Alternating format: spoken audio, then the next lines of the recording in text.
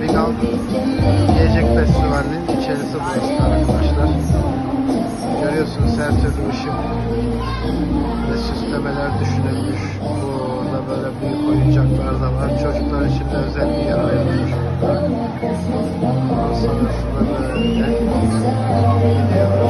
Böyle devam ediyor. Küçük küçük evlerle güzel bir ambiyans yaratılmış. Görüyorsunuz yukarıdan